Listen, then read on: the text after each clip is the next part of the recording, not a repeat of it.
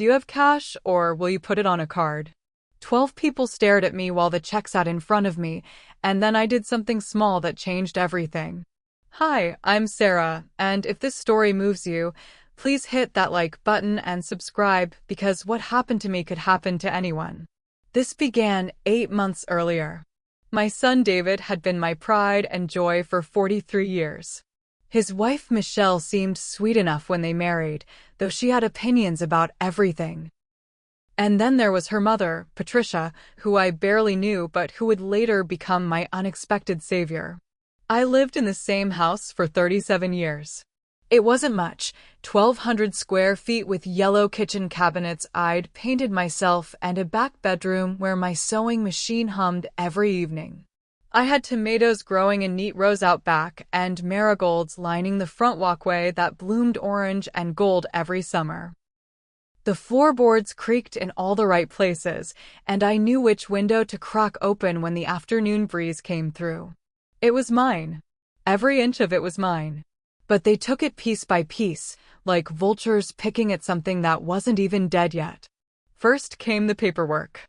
David showed up on a Tuesday morning with a folder thick with documents.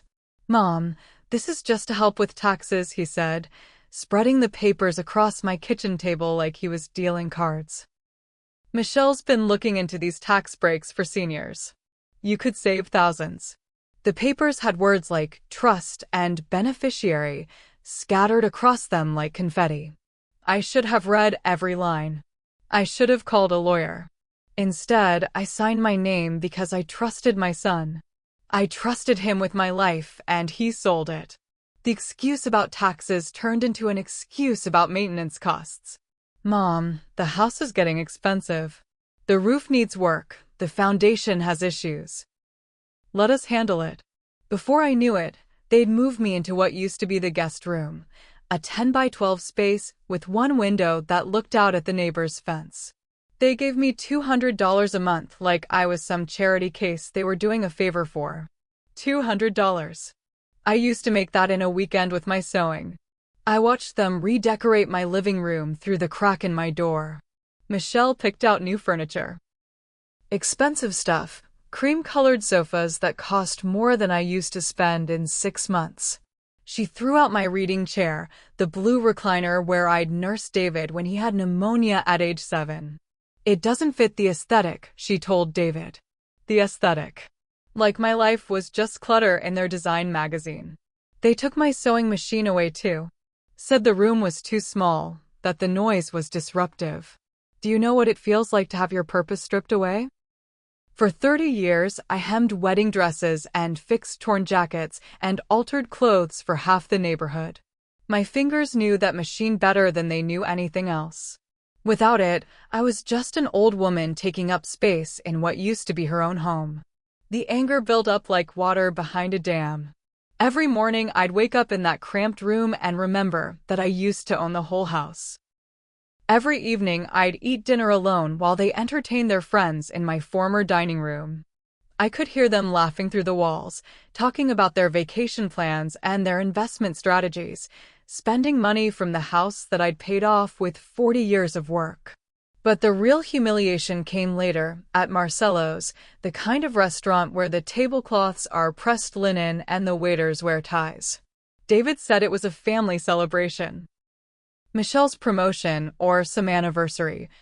I can't even remember now because the rage has burned away most of the details. What I remember is sitting at that table watching them order like kings. Appetizers, multiple courses, wine that cost $60 a bottle. Michelle ordered the lobster. David got the prime rib. They're friends, and yes, they invited friends to this family celebration, ordered round after round of drinks. I ordered soup and water. And then the check came. The waiter set it down in the middle of the table, and everyone suddenly found their phones fascinating or remembered urgent bathroom trips. Everyone except David, who slid that leather folder across the white tablecloth until it sat right in front of me. Right in front of the woman who used to own a house and now lived in a room the size of a closet. "Mom, you've got this, right? 12 people. 12 people watching me like I was supposed to perform some magic trick. Like I was supposed to reach into my purse and pull out $347 plus tip like it was nothing. $347. Do you know what that meant to someone living on $200 a month? It meant choosing between prescription medications and groceries for the next 2 months. My hands started shaking. Not from age, not from nerves, but from pure, concentrated fury. This was my son. My son who I'd raised alone after his father left. My son who I'd worked double shifts to put through community college. My son who used to bring me flowers on Mother's Day and tell me I was the strongest woman he knew. And he was making me pay for his wife's lobster while living in what used to be my guest room.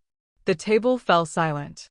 Even the conversations at nearby tables seemed to quiet down, like the whole restaurant was holding its breath. I could feel the judgment radiating from Michelle's friends, could practically hear them thinking about the pathetic old woman who couldn't afford to treat her own family. That's when I opened my purse. But instead of pulling out cash or a credit card, I pulled out something else. My old driver's license, the one with my real address on it, the address of the house they'd stolen from me. I placed it right on top of that leather folder and looked my son straight in the eyes. "This is who I used to be," I said, loud enough for everyone to hear. "Before you made me homeless in my own house. Before you turned me into your tenant. I raised you in that house, David. I owned that house. And now you want me to pay for your wife's fancy dinner with the allowance you give me to live in my own guest room." The silence stretched out like a rubber band about to snap. Michelle's face went white, then red. David started stammering something about misunderstandings and family dynamics. But I wasn't done. I worked for 40 years to pay off that house. 40 years of overtime and weekend shifts and skipping vacations so you could have a stable home. And you repaid me by stealing it and then humiliating me in public. That's when Patricia spoke up. Michelle's mother, who I'd barely exchanged 20 words with in 3 years of family gatherings, suddenly reached for her purse. "I'll pay the bill," she said quietly. But her voice carried across the table like thunder. She pulled out her credit card and handed it directly to the waiter before anyone could object. Then she turned to me with eyes full of something I hadn't seen in months, respect. "Sarah, you can stay with me tonight. We need to talk." The drive to Patricia's house was the first time in 8 months that I felt like a person instead of a burden. She didn't try to make small talk or pretend nothing had happened. She just drove through the dark streets while I sat in the passenger seat feeling like I could breathe again for the first time since I'd signed those papers. Patricia's house was smaller than mine used to be, but it was clean and quiet and nobody treated me like I was stealing space by existing. She made tea and we sat at her kitchen table while I told her everything. Every detail, every humiliation, every night I'd cried myself to sleep in what used to be my guest room. "This isn't right," she said when I finished. "This isn't legal, and it isn't right." The next morning, Patricia drove me back to my house, not David's house, to get my important papers. David and Michelle were at work, so I let myself in with the key I'd hidden under the back steps 40 years ago. Walking through those rooms felt like visiting a museum of my own life. Everything was different, but everything was wrong. I found my documents in the closet where I'd always kept them. Birth certificate, marriage license, the original deed to the house from 1987. My husband's death certificate. David's birth certificate. My whole life in a manila folder. But more importantly, I found my copy of those papers David had asked me to sign. The papers I'd signed without reading because I trusted my son. Patricia sat with me at her kitchen table while I read every word, and with each paragraph, my anger crystallized into something sharper. Something useful. Trust transfer. Irrevocable beneficiary designation. Property management agreement. Legal words for a simple theft. They'd taken my house and made me pay rent to live in it. Patricia knew a lawyer. Her neighbor's daughter who specialized in elder law and had seen this exact situation dozens of times. When I called her office, The receptionist didn't even seem surprised. Elder financial abuse, the lawyer said when we met the next day. It's more common than you'd think. Adult children who convince their parents to sign over property, then treat them like tenants. We can fight this. Fight. The word tasted like medicine, bitter but necessary. The evidence came together piece by piece over the next 2 weeks. The notary who'd witnessed my signature? Turns out she'd let her license lapse 3 months before I signed those papers. Invalid notarization meant invalid documents. My neighbors, who'd watched David and Michelle throw my furniture in a dumpster, were more than happy to provide witness statements. Mrs. Chin from next door had actually taken pictures because she thought it was suspicious.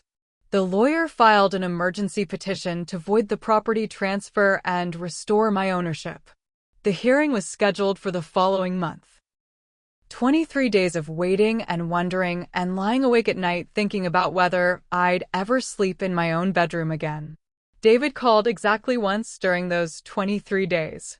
Patricia answered the phone and told him I wasn't available to speak with him.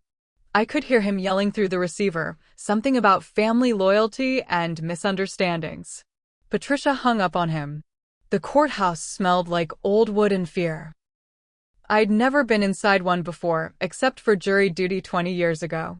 The judge was a middle-aged woman with gray hair and eyes that seemed to see through everything. She read the petition out loud, and hearing the legal language made it real in a way it hadn't been before. My lawyer presented the evidence methodically. Invalid notarization. Witness statements about the disposal of my belongings. Bank records showing the monthly payments David had been taking from my Social Security to cover the mortgage on my own house. That last part made the judge's eyebrows go up. You're telling me the defendants moved the plaintiff into a single room of her own house and then charged her rent? The judge asked. Yes, Your Honor. $200 monthly, deducted directly from her Social Security payments. David's lawyer, expensive suit, fancy briefcase, probably cost more than I used to make in 3 months, tried to argue that I'd signed the papers voluntarily. That this was a family financial arrangement designed to help with tax planning and estate management. The judge asked to see the notarized documents. When David's lawyer handed them over, she spent a long time examining the notary seal. Then she made a phone call right there from the bench. The notary who witnessed these documents had an expired license at the time of signing, she announced. The documents are void. The property transfer is invalid. Just like that. 8 months of humiliation and anger and sleeping in a room the size of a closet, erased with one sentence from a woman in a black robe.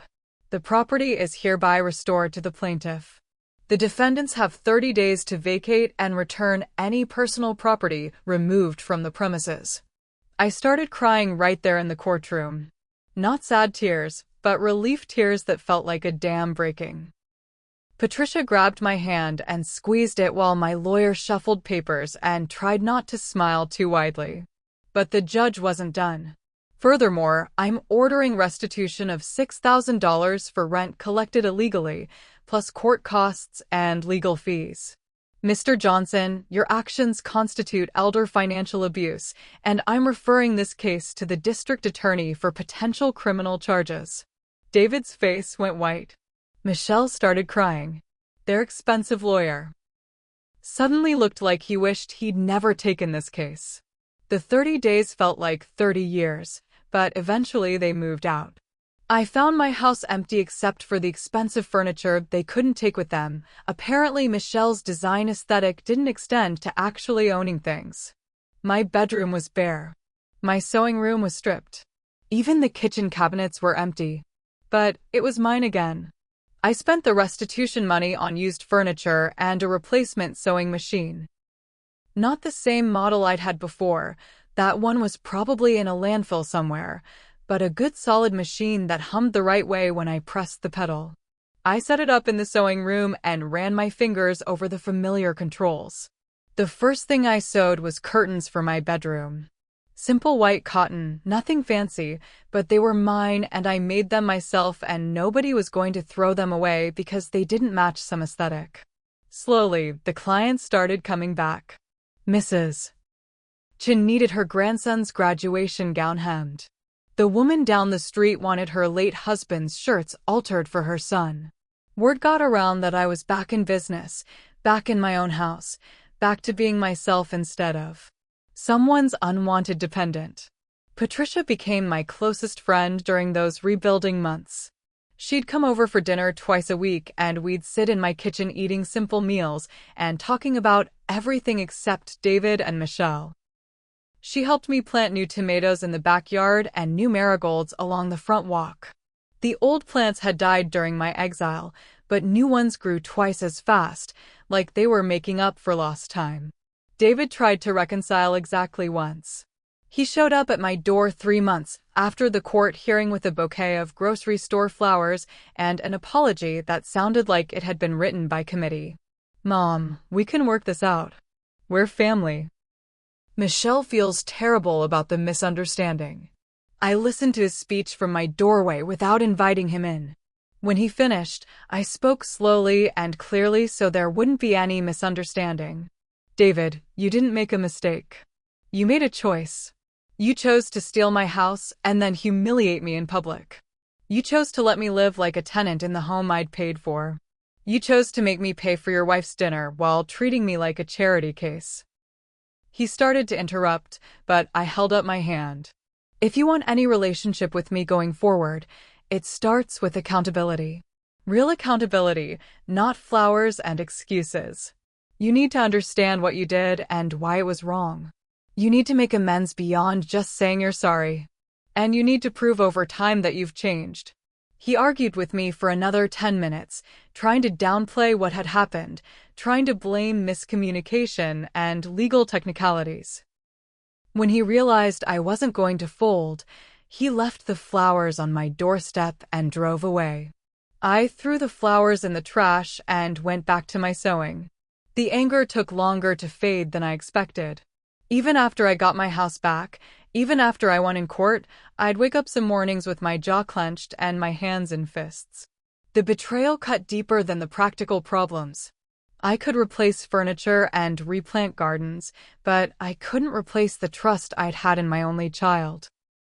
But gradually, the anger transformed into something else.